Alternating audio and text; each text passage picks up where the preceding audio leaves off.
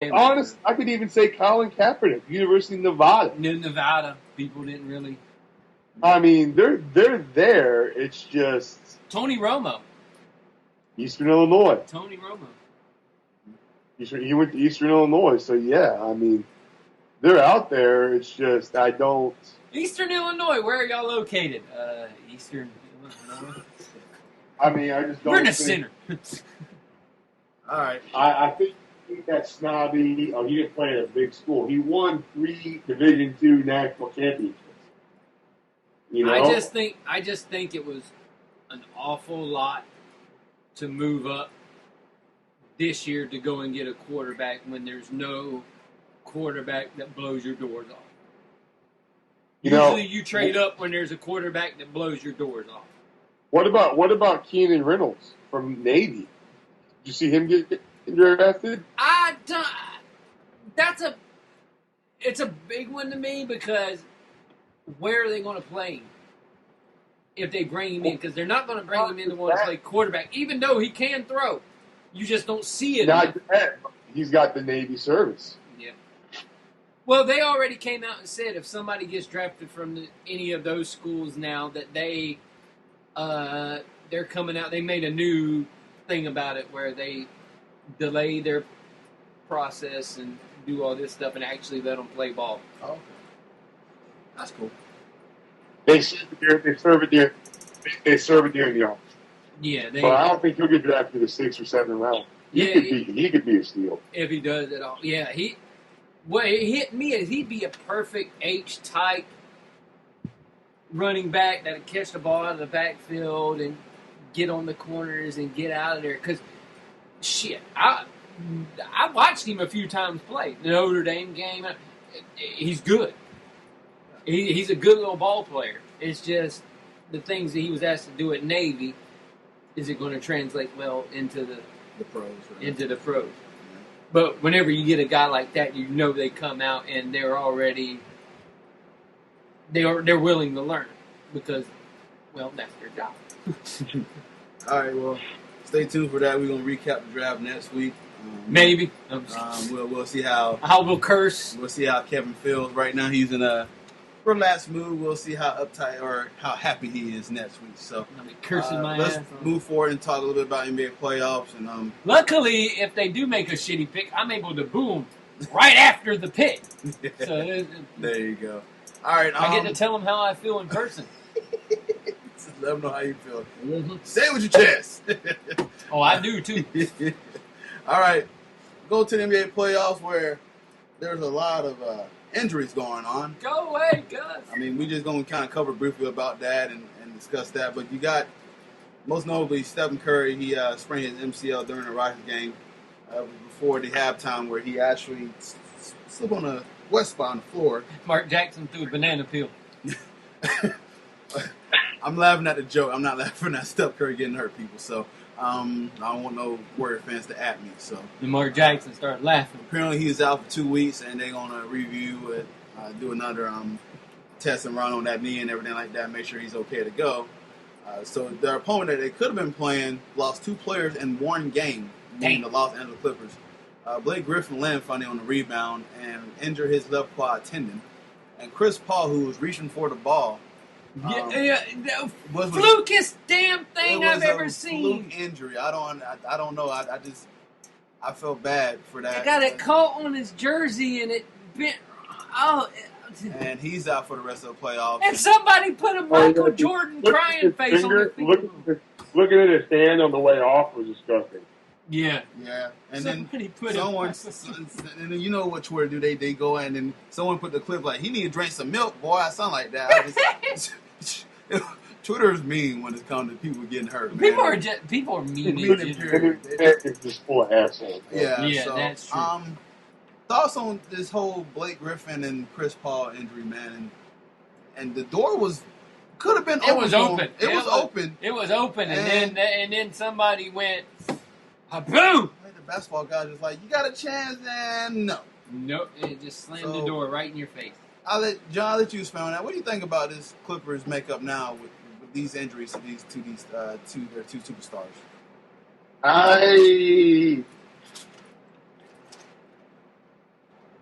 I don't think the Clippers had a shot. I mean, it's like, who cares? They're playing for third place. I didn't have a chance.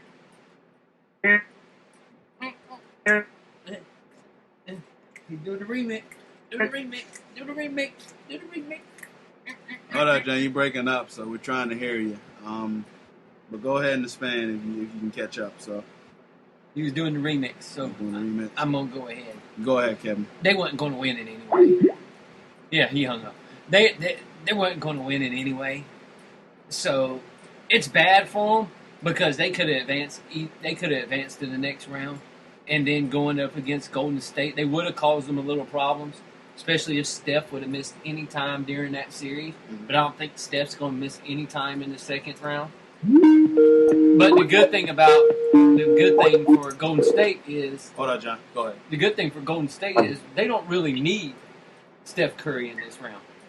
Heck, they may not even need him. If they come up against Portland, it'd be nice to have him. But do they really need him against Portland? It's going to be one of those things to now, with those two injuries to the big two in L.A., Golden State may have the luxury of actually resting Curry some more games. So it might all turn into Golden State's favor with those two injuries in L.A. Yeah. All right, go ahead, John. You was breaking up before you You was doing the... I really don't... Here, I mean...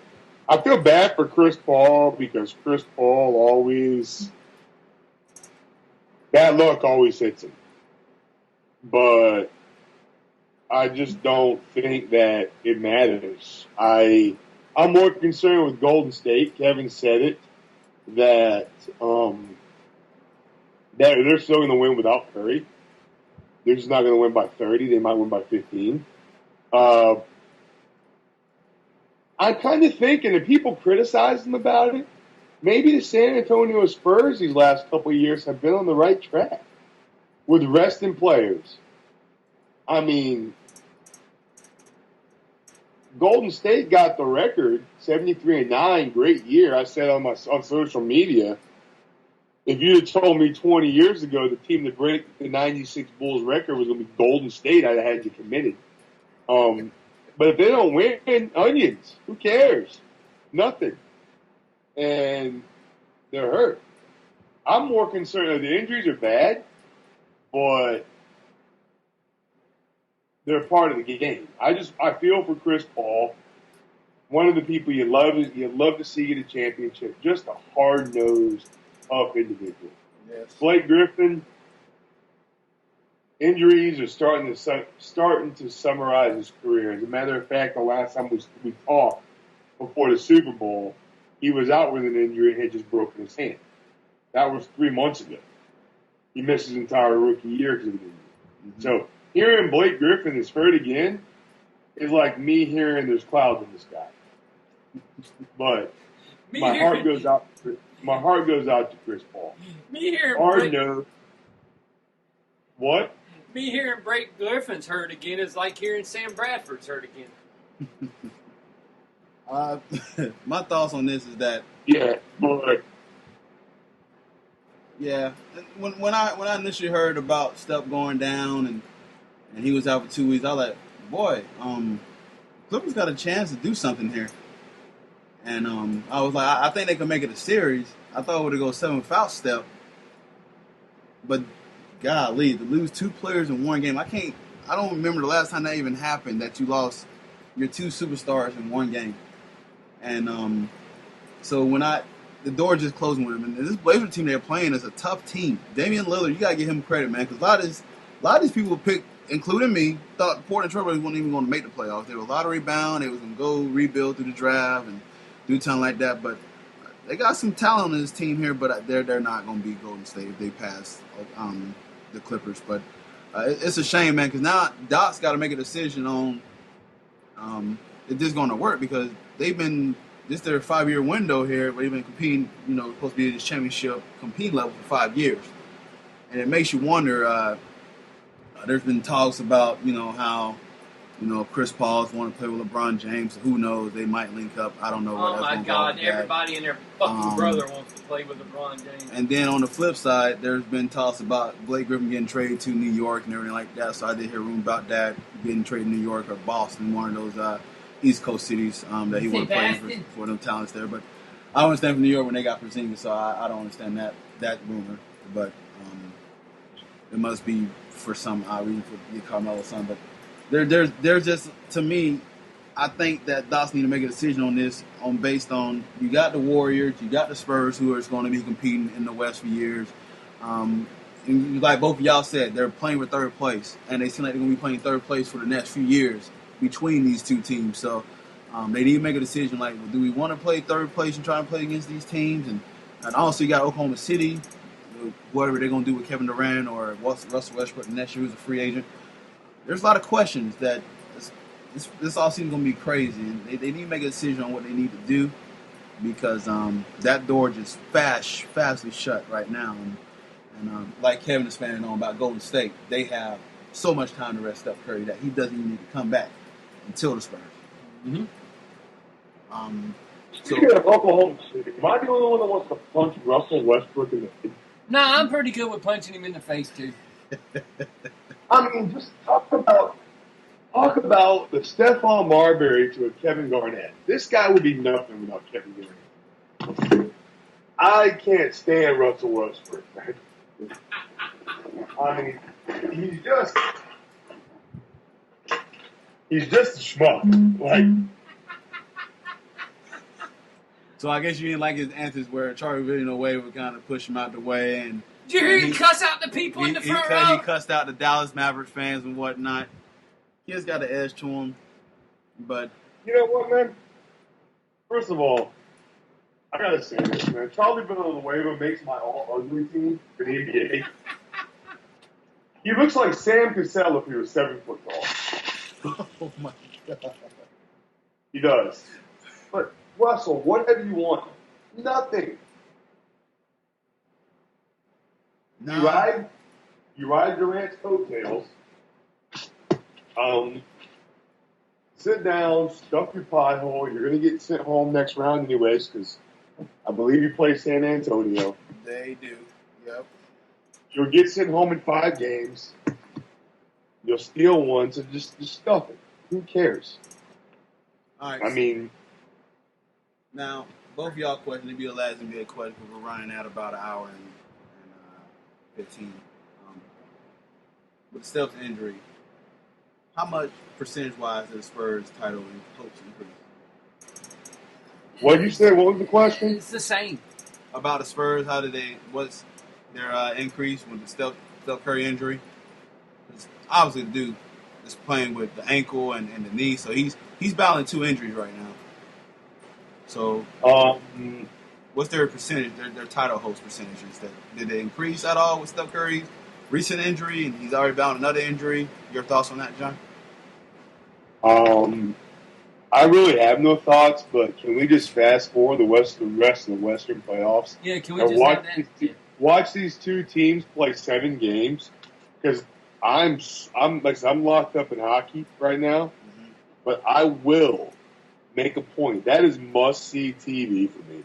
That is this. We are talking about, and this is just my 2 cents, the Celtics and Lakers of our generation. And unfortunately, they're in the same conference. We're talking, this is going to be something we've not seen yet. We complained at the beginning of the show about it.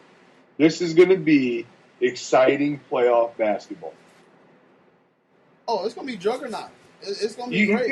You think about it. The Spurs finished the regular season 67-15. You realize they were the one to East by 10 games. Remember that Miami and Spurs series? It's going to top that. And that's in the conference, man. That series has some suspense. You got to think about how people are toting on Golden State, rightfully so. 73-9 is impressive. But the Spurs are 67-15. The Spurs would have won the East by 10 games. Yeah. You have 2 teams in the same conference that are